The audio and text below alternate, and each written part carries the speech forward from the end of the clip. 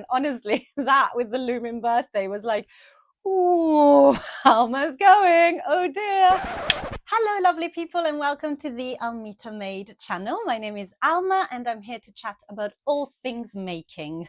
Now, usually I talk a lot about sewing. Today, I've got a bit of knitting to chat about as well, which I'm excited about. And yes, let's start with what I'm wearing. This is, if you watched my previous vlog, you will know all about the trials and tribulations of making this dress. However, I am here to tell you that it's such a good dress. Yes, it was a nightmare to make, but we got there in the end, and I think I've made one of my favorite dresses ever. So this, you can find all the details in depth in my previous vlog, which I'll link to, but it is basically a heavily hacked version of the Vicky Sews Una dress pattern. Now, I made this for my birthday this year, and I wanted to chat a little bit about why I think sewing your own birthday outfit, I'm going to say, it doesn't have to be a dress, but why I think it's a great idea. So I finished this dress the weekend before my birthday. I had something planned with a friend that weekend to kick off the celebrations, and I wore the dress. And I kind of sewed it up really quickly to finish it for that day. And I wore it that day, loved it, had a great time. And it was sort of a test run. I was like, do I like this dress enough to wear it for my actual birthday? And the answer is absolutely yes. I've worn this 4 times, 5 times if we count wearing it now for this vlog, which obviously is not real life. It's just, you know, sitting down to chat. But still, that is a lot of wear for an extremely loud dress. And I'll put a picture up so you can see it. But it has sugar skulls on, it has cutouts, it has big sleeves.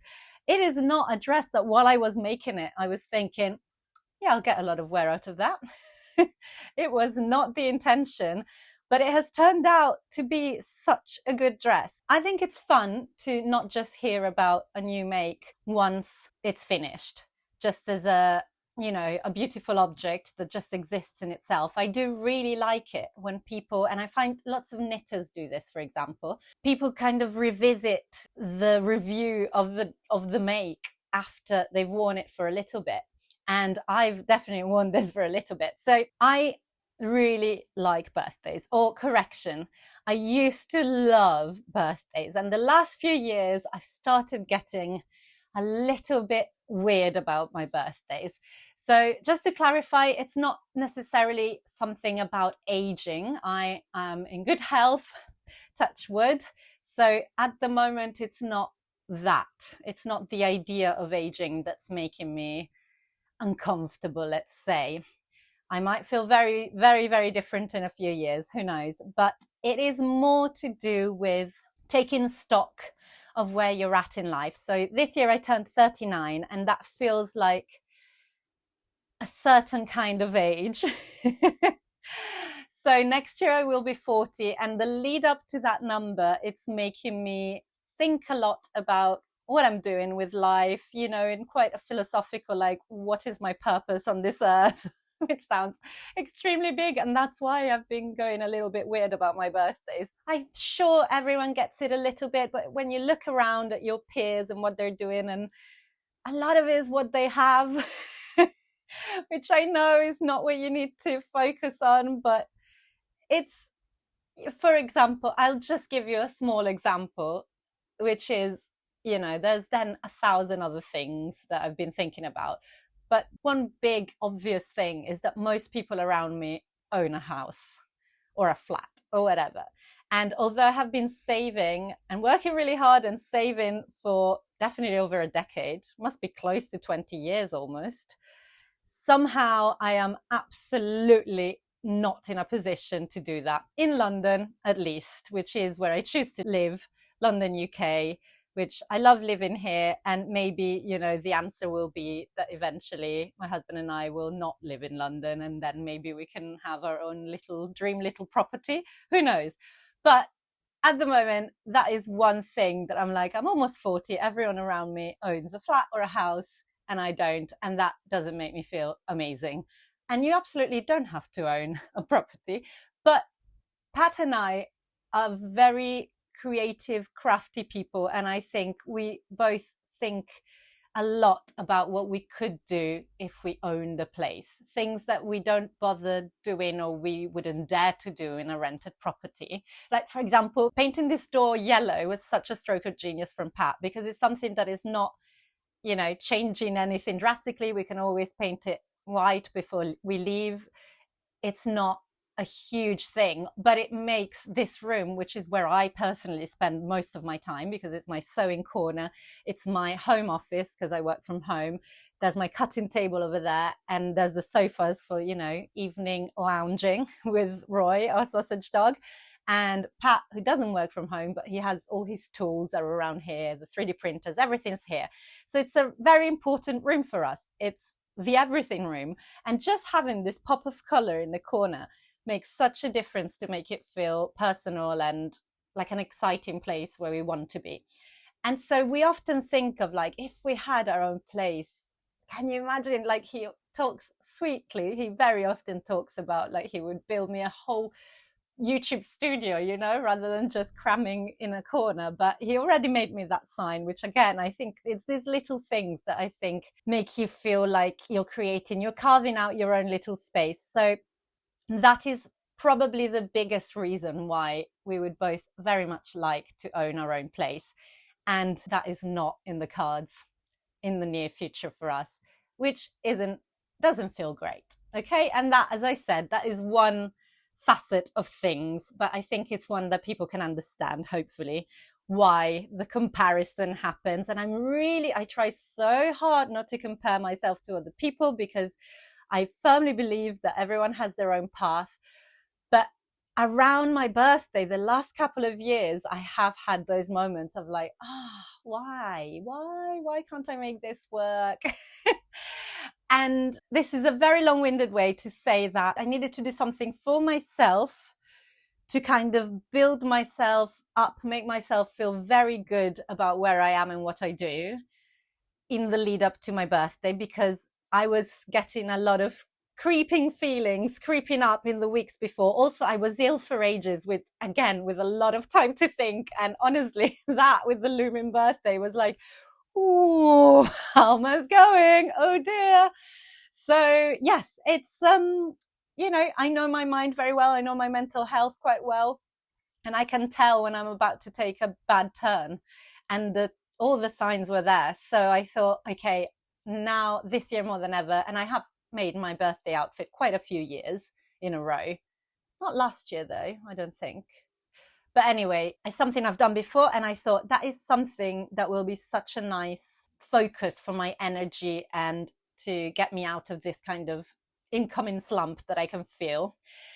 And so I decided I would make my birthday dress. You can find out all the details in the other vlog that I mentioned on how we got here. And it wasn't smooth sailing, it wasn't easy, but I made it and I was very happy with it. And I went for the first celebration with my friend. That was amazing. And I know most of you will be like, well, how many celebrations did you have?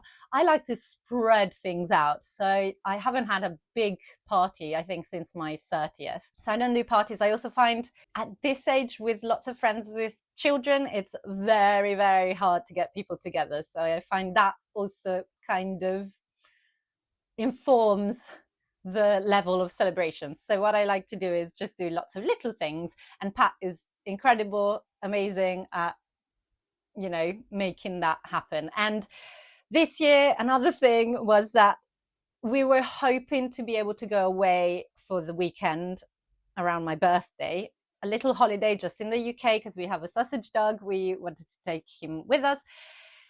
We don't drive, which is so shameful. Neither of us drives. So that limits a lot where we can go for short weekend holidays with a dog without driving. There's a lot of boxes that need ticking, completely our fault. We wanted the dog. We didn't learn to drive. So we searched, and basically there was nothing we could really afford for this particular weekend. And so what I said to Pat, I was like, okay, I'm getting a little bit sad again that I can't afford a little UK holiday for my own birthday. That makes me sad. So let's turn this around. How about we stay in London, but we behave as if we're on holiday? Because whenever Pat and I go away, we have a great time because we love exploring, finding new little bars, little pubs. We love, love, love food. So that's something that's definitely always something we enjoy doing, is finding somewhere new where we haven't eaten before and all of that. And so I said, why don't we treat the weekend as if we were away? So we do eat out a lot. Doesn't have to be fancy places, but like we do go out and look for different types of food and things. And we walk around and we just enjoy London, because that's why we're here, isn't it?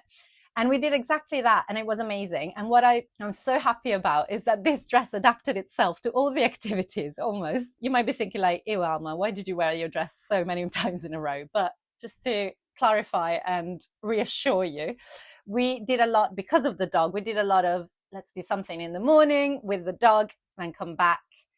We had some disco naps, get changed, get showered, get changed, and then so I wore the dress basically every evening, Friday, Saturday, and Sunday. Amazing. And in the mornings when we were with the dog, like we went and had an amazing picnic at Chiswick House and Garden, which is an amazing place in West London. Beautiful, free, you know, perfect for the dog. And I wasn't going to wear this to go eat on the grass, obviously, so I wore something else. But that's what made it possible for me to like keep changing into this dress, because we had like separate activities during the day. And I was so happy that this dress kind of adapted itself to all the very different weathers that we had, because like Friday evening wasn't particularly warm, for example, so I wore a coat over it. It's a Coco Wawa pattern. It's called the Nutmeg Trench Coat. I made it a few years ago in this really, really good quality kind of sparkling black denim. It's black with a silver reverse. Such good quality. I bought it in Italy, and you can just tell it's like a different kind of denim compared to anything else I've ever bought. It's made for such a durable, like the coat looks new, even though I made it years ago and I've worn it loads. And so I wore that on top of this. Also, I was worried about these sleeves and wearing jackets on top. Absolutely fine. I don't know why. I thought they would bunch up completely. It was completely fine. I wore it with the Nutmeg trench coat. I wore it with my Sorrento jacket, which is like a silver number. No issue there for layering. But so Friday night, I wore it with that and, you know, dressier shoes. Then on Saturday, we went to like a food hall place in South London, had an amazing Mexican meal, and hilariously, I was literally dressed like the decor because it was full of sugar skulls. No one mentioned it, which I found really funny. I was like, this looks like I've dressed like this to come to this restaurant, which I didn't. We just looked around at all the cuisines and we were like, oh, the Mexican sounds good. And it was incredible. But it really made me laugh that it was like, no one mentioned the fact that this crazy girl is wearing our wallpaper. It's funny. So wore it for that with comfier shoes because we were walking for longer, I knew. And then on Sunday evening, we just went to a pub somewhere nearby and I wore it with trainers. And amazingly, that was so sweet. So Pat arranged for some friends of ours that live nearish that pub to come there kind of and surprise me. And so we had a lovely evening with them. But it was really cute because we got on the bus to get there. And on the bus route, I was like, oh, this is like when we go to see our friends. And he was like, oh yeah, I hadn't noticed. And obviously the whole plan was to meet those friends, but I just didn't know. It was incredibly sweet. Lots of thoughtful moments. And I really, really appreciated everything. And I appreciated the fact that, yeah, this with different shoes every night, different coverage when needed. Because like Saturday, for example, was boiling hot, so I didn't need anything else. Yeah, I just was very pleased with the fact that something I worked very hard to create paid off that well. But also walking around, whenever I kind of started thinking, oh, birthday weirdness, I don't know. Although there were many moments, I'll be honest, during the weekend because I was having a lot of fun and I was, you know, enjoying my time. But if I just got a twinge, I just look down and you see this amazing fabric and this dress that you feel very comfortable but very good in, and it's a boost. And I've often said it that especially me made clothes, because you know the effort that's going in. I think all clothes can do it.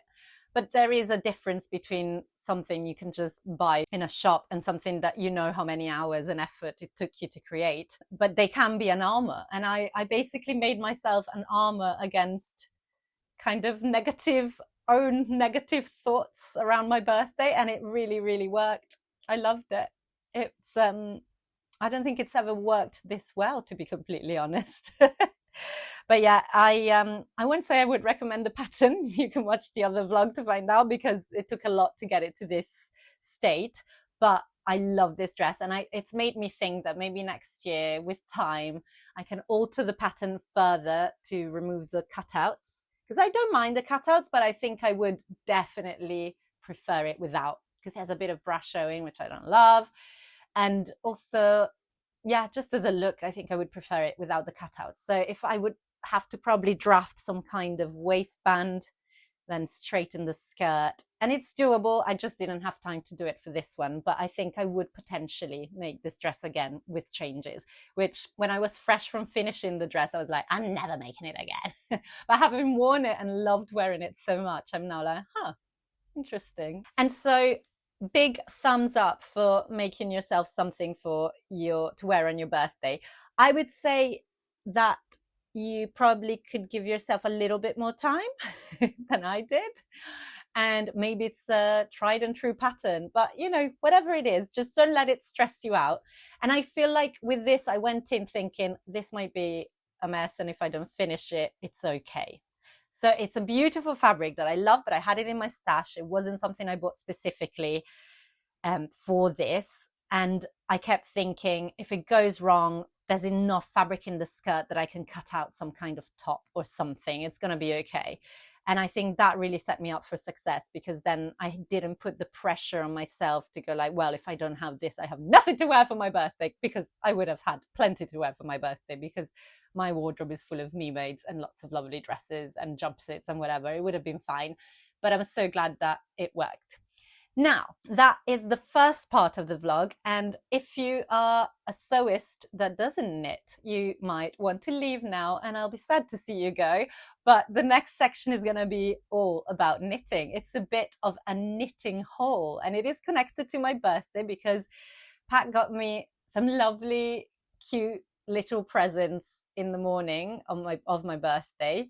Really, really sweet stuff, or, meaningful, useful. Oh, including this one, probably my favorite from the first lot of presents. I sound so spoiled. He does spoil me very much. So he got me this, a clapperboard for my, to use in my vlogs, because I record the sound. You might have seen, I always have a microphone. I record the sound separately, because the microphone on the camera, very cheap camera that I have, is very bad. The microphone's not great. So when I go to edit my videos, I always have to sync the audio with the video. And what I've done until now is just clap my hands, because that's a very good loud sound where you can align the waveform. I won't get too technical, but basically that's something very easy that you can do. But of course, what you use in real film is a clapperboard, and you do that. And that sound is what you try and align with the visual of those meeting, that chevron meeting. And so I think Pat had mentioned it at some point. He was like, you need a clapperboard, don't you? I was like, ha ha ha, sure. And then he got me one, and I love it so much. It's really cute. So at the moment, it just says Almita Made up there. I've just put it in permanent marker on some tape. And then it's the number of what number vlog, which this is vlog number 23, and that's not counting the What's the Buzz sewing bee chat. So that made me take stock for a moment. I was like, wow, over 20 vlogs already, Alma. That's quite a lot. That's I'm glad I've stuck to it. And then it says director me and camera yes. That was Pat's contribution. I was like, what do I put on camera? Just say yes, you've got one. And I won't bother with date, scene and take, but it makes me very happy, and it is actually very, very useful. And then it can just live here, which I quite like there in the background. So yes, lots of very sweet, nice presents on the morning of my birthday. And then on Sunday, and he was being very cryptic about it, he said, we have an appointment at 2. It's like, oh, what is it? An appointment? I don't know what I thought, but I definitely didn't think it was what we ended up doing. So on the Sunday, we set out. I didn't know where we were going. He just kept saying the appointment. I was like, what is this? And we ended up going to the most beautiful little knitting shop.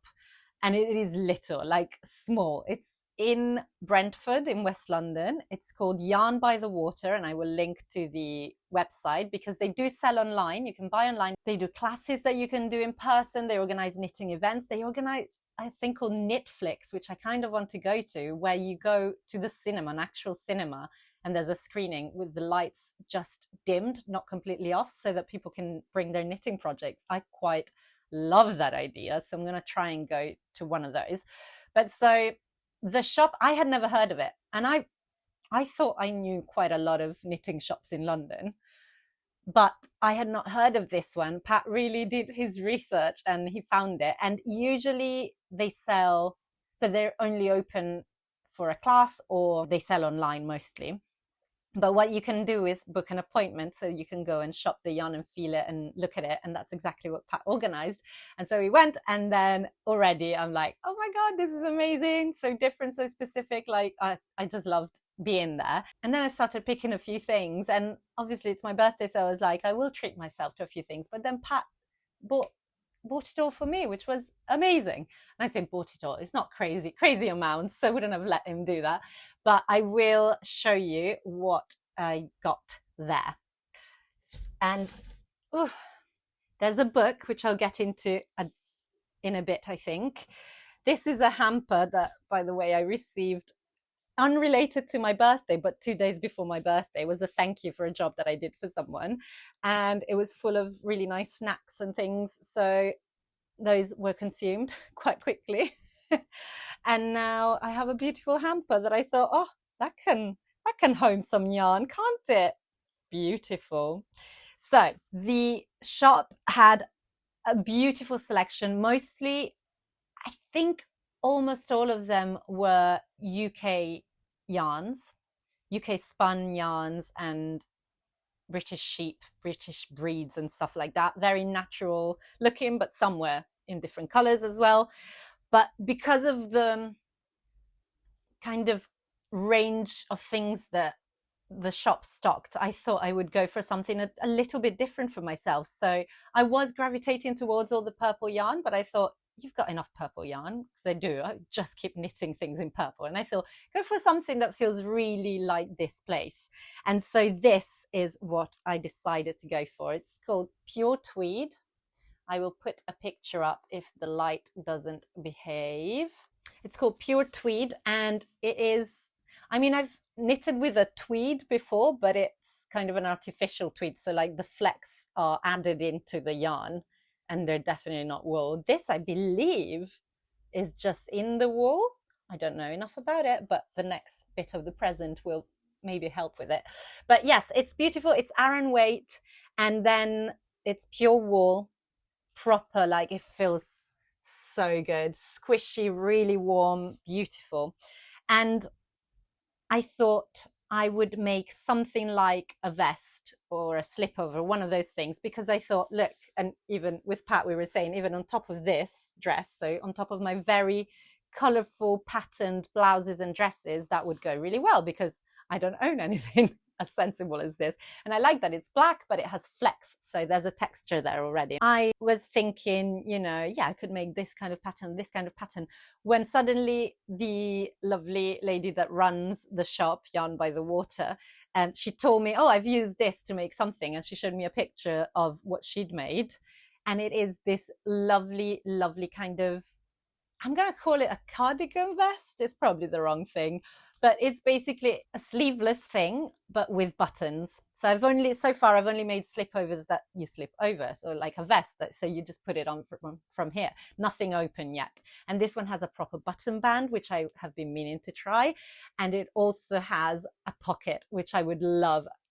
In sewing, I adore pockets. I have never even thought of attempting a knitted pocket, but I thought, maybe this is when I do it. So I'm going to buy that pattern, and I'll put it on the screen because I cannot for the life of me remember what the pattern is called, but I will put it on the screen, and I have added it to my list of favorites in Ravelry. I haven't bought it yet because I thought I will only buy it when I'm definitely ready to start this. And I am finishing a summer project at the moment, and I don't want to get ahead of myself basically, but I am very, very excited about this yarn. So that's the first thing. I got two, which I hope will be okay. I plan to size down because I really don't love the kind of positive ease look of knits. I just want everything tight. So I'm going to knit the smallest size, and I'm hoping that two skeins or two hanks will be enough. And if they're not, I can order a third one online from the shop. I am sure. Fingers crossed that works. Famous last words. But yes, beautiful, beautiful. Then another thing which I have been meaning to buy, and I thought what a cute place to get it from, is some dedicated wool soap for blocking and washing my knits. So I've just got something from Tesco Zone or something like that I'm sure it's fine, but I thought I would like to look for something that's a little bit, environmentally more friendly, gentler to the knits. And in the shop, they had this cute Romney Marsh Wool's Woolly Wash, tiny, tiny little bottle. I will maybe put a picture up, but it is basically very fancy Woolly Wash liquid. And, I just thought, treat myself to something quite fancy and expensive, thinking that I was paying for it. Poor Pat ended up paying for it.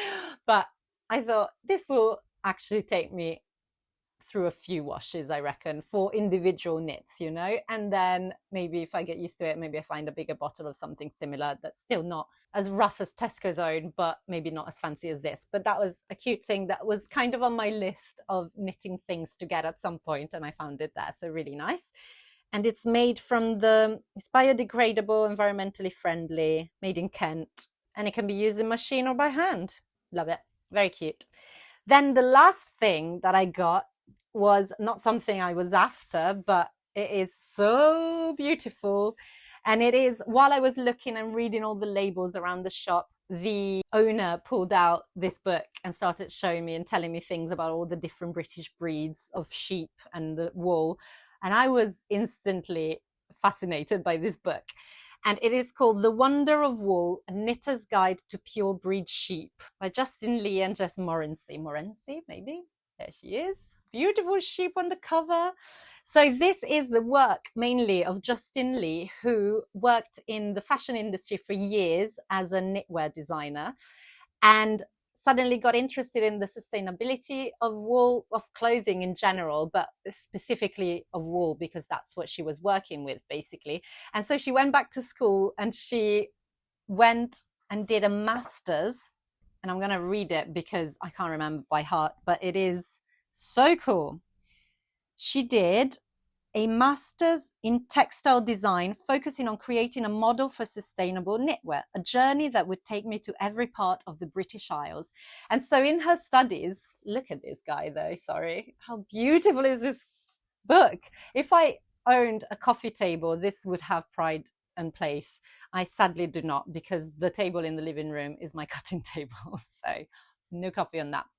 But anyway, in her research, she discovered that there are 62 pure or ancient breeds of sheep in the UK, 62.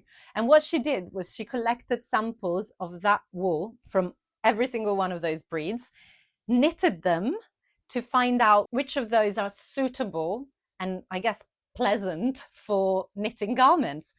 What an incredible work. Like, what a huge job and such incredible work. And I think she discovered that after knitting all of those samples, one dissertation and 2 years later, I had completed my MA and reduced the 62 breeds to 12 that I was confident could produce a yarn that was soft enough to knit and be a pleasure to wear. That's beautifully put, isn't it?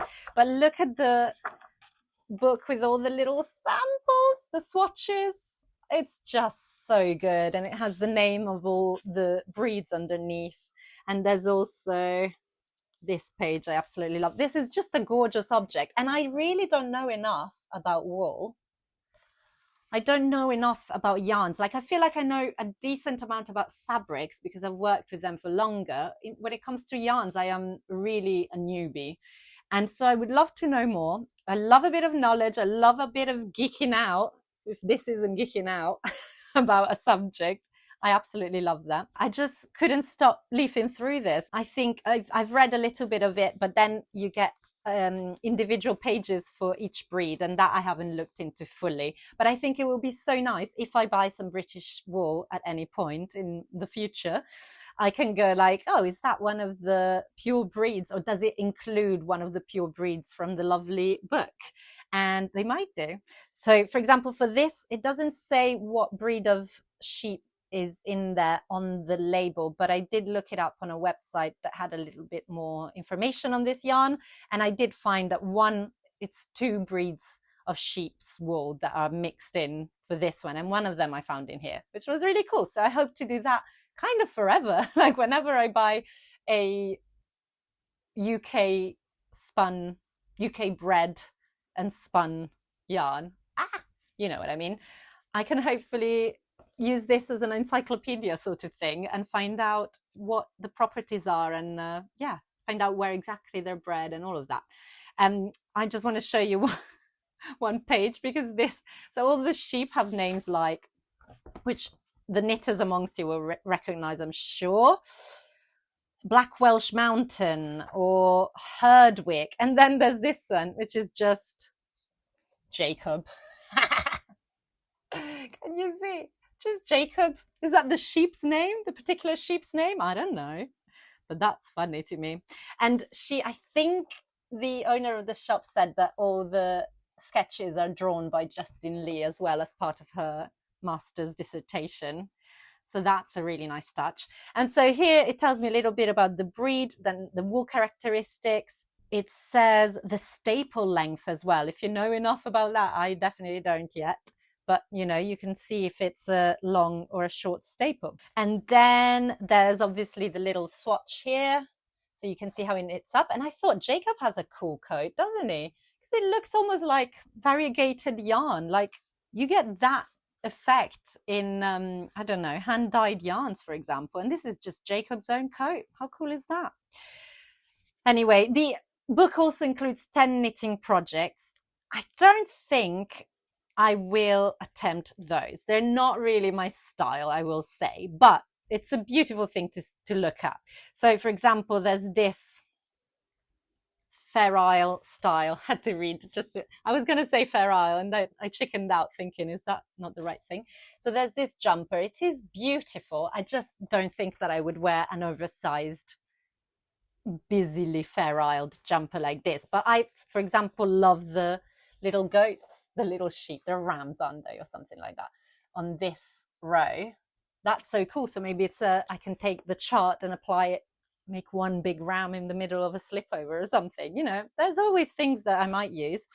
One pattern that I did think potentially I could get into is this one. Again, sizing down dramatically though. So maybe it's using a different kind of needle, but the jumper has these sort of like ridges. So it's not striped exactly, but again, I'll put pictures up if they're not showing up. But it has sort of stripes, unevenly spaced stripes. It looks cool. I don't do oversized. I just don't like that. But that's something that I can probably adapt. But the look of the book is just gorgeous. And she's clearly a knitter. So she worked in knitting and still works. I think she still has a brand, Justin Lee, that is. She still has a brand of sustainable knitwear that you can buy. Very, very expensive. But you understand why when you read this book and hear about all the wools that she's been basically studying and is now using for her knitwear design. But I do think that she also knits by hand, because this is her work, all the swatches. She didn't just get, as far as I understand, she didn't just get someone else to knit it up. Oh, where's it gone? There we go. All of these, she did that to find out the properties and everything. But how cool. And the idea is also to kind of let people know about these breeds that are maybe not necessarily used for knitting yarn at the moment, but all of the fleece is there. And yeah, it just needs to be turned into knitting yarn, and then we would all love working with it, I'm sure. Very cool. So amazing present from Pat, and he loves this kind of stuff as well. So he was reading it a little bit with me, even though he doesn't knit, but he's interested in all of, well, he loves sheep for one. And then he was just interested about, he loves history. So there's a whole section on the history of basically yarn economy, I'm going to call it. So at one point, for example, it was illegal for the fleece to be, so there was a lot of fleece produced by British sheep here, and it was forbidden at one point, I think in the 1700s maybe, it was forbidden to export that. So you could export a jumper, let's say, made, or a woolen cap, for example, made in Britain. You could export that to France and sell it there. But what they didn't want you to do was export the raw materials, and then the French would make it into something, because then they would benefit more.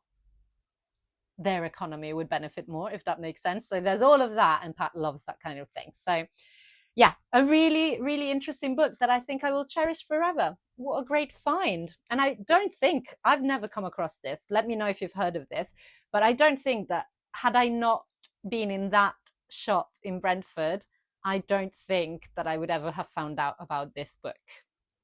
Maybe you have, and I'd love to hear where you found it. So that's the book, and that's the posh yarn.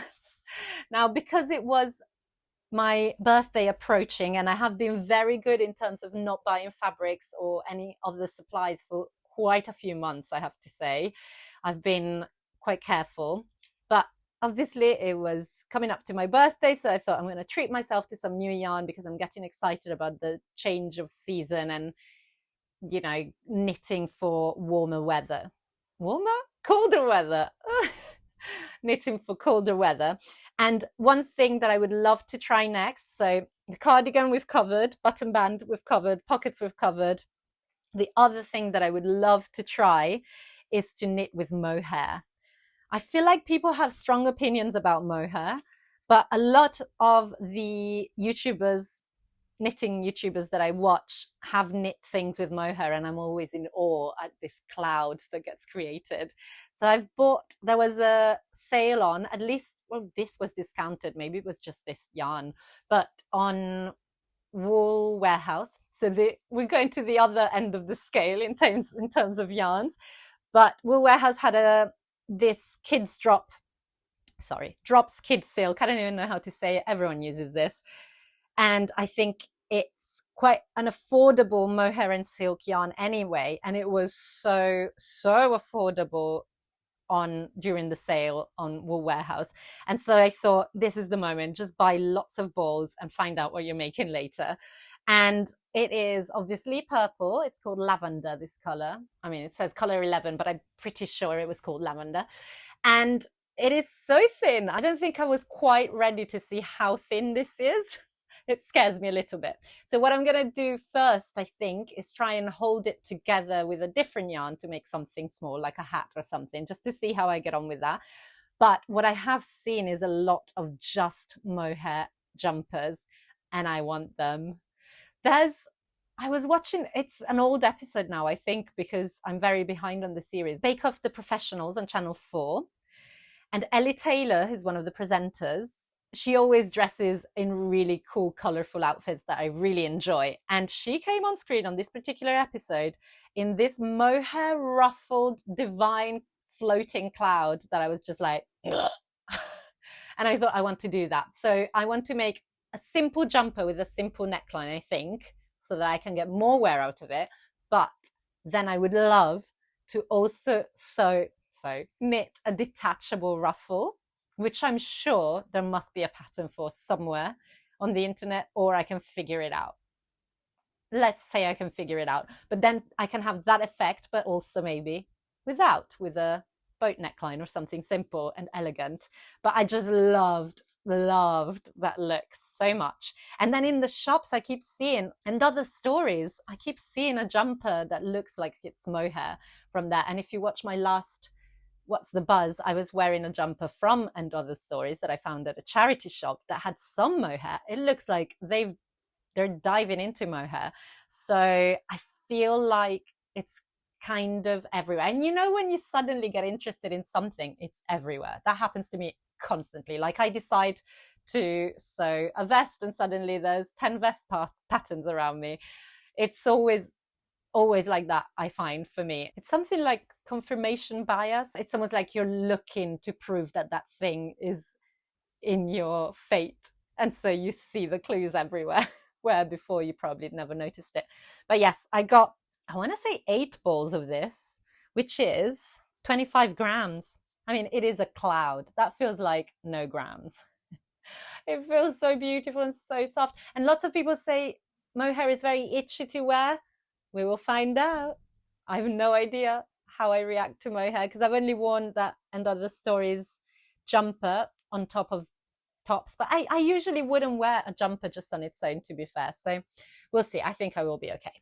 We'll find out. You'll come on the journey with me. But yes, so I bought, I think, 8 balls of this. And then I was watching another YouTube knitter who had made some very simple mittens.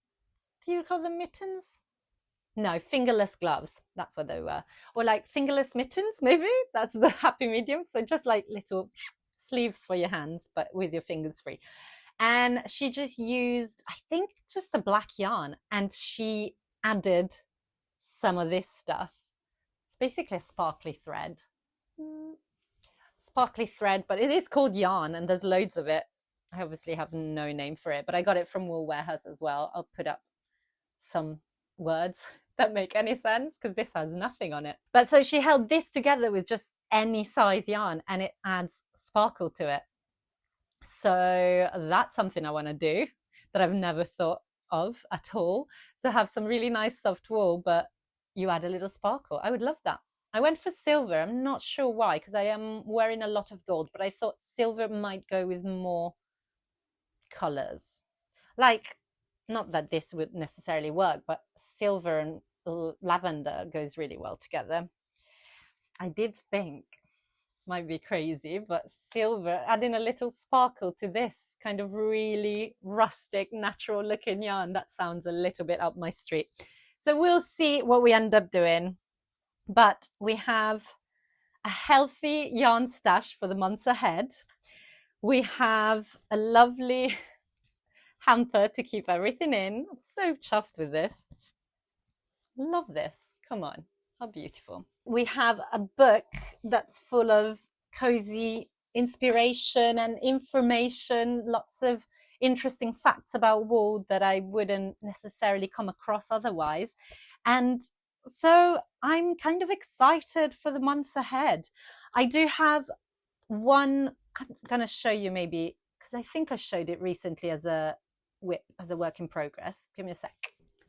And actually last time I mentioned this, I was keeping it in a drawstring bag from a pair of Zara shoes that I'd bought years ago, which wasn't making me happy. And I said in it, I should make more project bags. Here we go. You might recognize this print from previous vlogs, I think.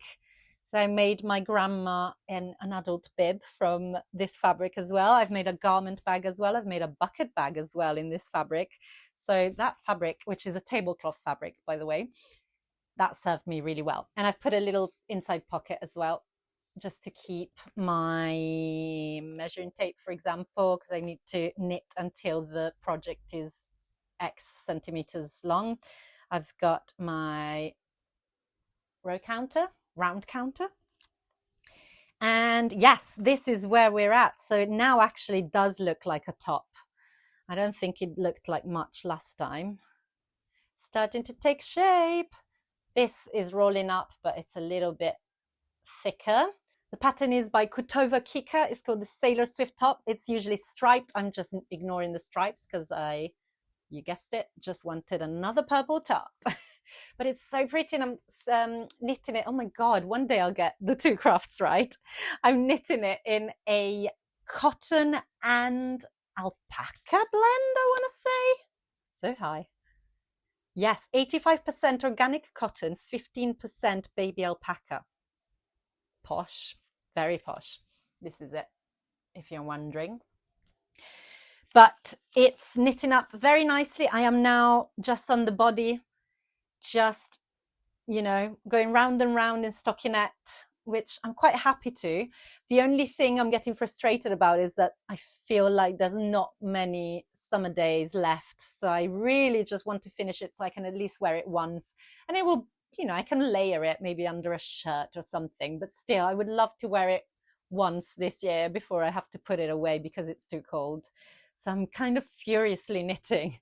I'm not that far gone. I think I've got about 20 centimeters in length at the moment, and I need to have 29. So that's not unthinkable, insurmountable, you know? So I'll keep doing that, and then I think it will be time for I think all the edges are finished with I-cord, which is definitely quicker than ribbing for me. So yeah, we'll see. We'll see. I hope to be able to show it to you as a finished object before the weather turns. But she's cute. And yes, once I finish that, I will turn my attention towards something more. Oh, it's gone. The basket's gone, but towards something more autumnal and wintry. So that is the plan. I hope that if you stayed till the end to hear all the knitting stuff, you enjoyed that. I do think that there's quite a few of you that watch these vlogs that also knit. And I'm hoping that it's not boring. I'm getting so into it in terms of consuming videos about it, especially because I want to learn. There's so much that I don't know. I just know so much less about knitting and yarns and techniques and all of that than I do about sewing. So it is a very much like a less explored world for me, which is why I'm getting more and more excited to learn stuff. Why this book is absolutely perfect. And yeah, I hope you stayed till the end. If you enjoyed this vlog, please do give it a thumbs up. Subscribe to my channel if you haven't already. If you knit and sew, this is the place for you, honestly. And if you can, buy me a coffee. The link is below.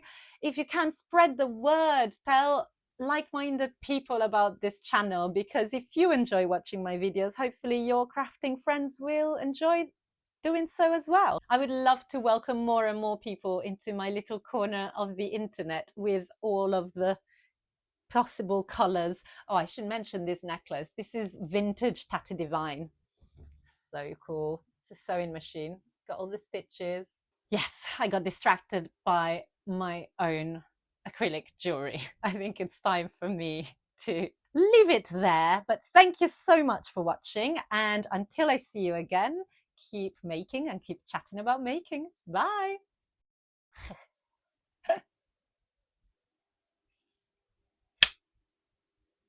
Will that work? We'll find out. This is so cute. I love it. Put it there. Don't fall.